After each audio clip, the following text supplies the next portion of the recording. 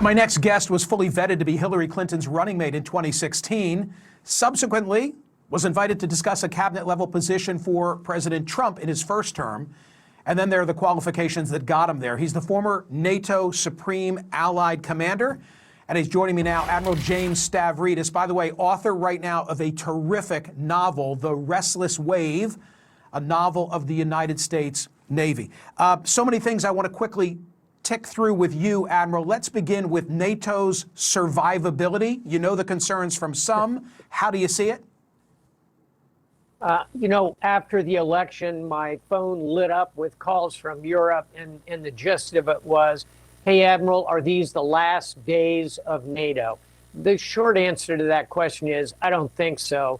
I think Team Trump will come in, put more pressure on the Europeans to get their defense spending up to 2% minimum. 23 of the 32 nations have hit that mark. That's pretty good. It's getting better, but there'll be a lot of pressure.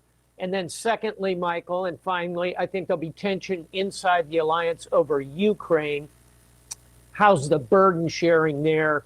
How much do the Europeans put in? How much do we put in? Some skepticism, obviously, from Team Trump. But bottom line, NATO will continue. I think Team Trump will recognize the value of the alliance. The president-elect says he's going to resolve the Russia-Ukraine conflict jiffy quick. How does it end? With some type of a territorial negotiation? Well, if he can end that one in 24 hours, I'll be the first one voting for his Nobel Peace Prize. What I hope he does, and I think he will, is put pressure on both sides to get to the negotiating table, and it comes out kind of like the end of the Korean War, Michael, which is to say Putin, unfortunately, but in a real world, will end up with about 20% of Ukraine, the chunk that he currently holds. But the rest of Ukraine, the 80%, all those resources, vast majority of the population, they stay democratic, free, path to NATO, probably 3 to 5 years realistically. It's not the worst outcome in the world, and I think that's how it probably ends. And if President Trump can put pressure on both sides, more power to him. Okay, wait a minute. You're saying that you see a solution where Putin keeps what he has now, but what Ukraine gets is NATO admission within the next couple of years. That's exactly right. I'd probably throw in some EU membership. And let's face it, Putin will hate that part of it, just like the Ukrainians will hate the part of Putin holding on to 20% of their country.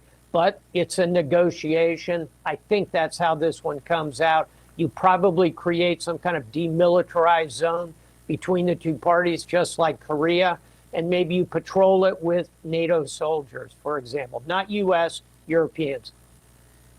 Give me your Middle East headline. There's so much there, not the least of which is this Iranian plot to take out Donald Trump.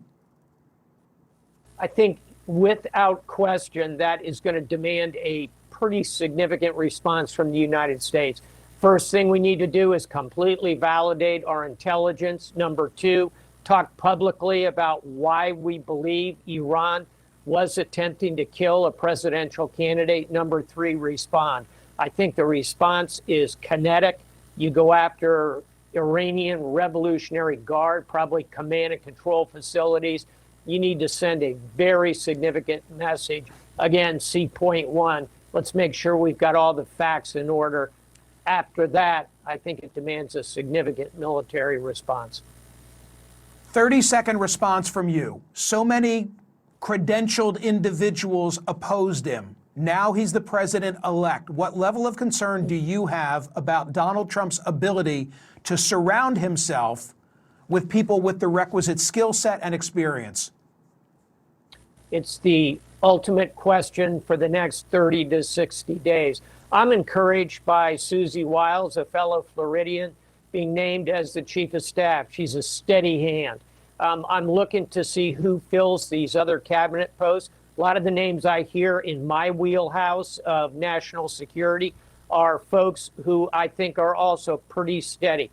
Ambassador Robert O'Brien, former national security advisor, former Secretary of State Mike Pompeo, Senator Marco Rubio, another fellow Floridian. If those folks are willing to come into government, I think he will be able to put a pretty good team together.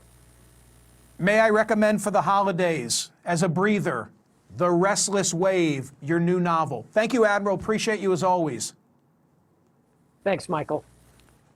Gang, you've got time to vote. Go to Smerconish.com. Answer today's poll question.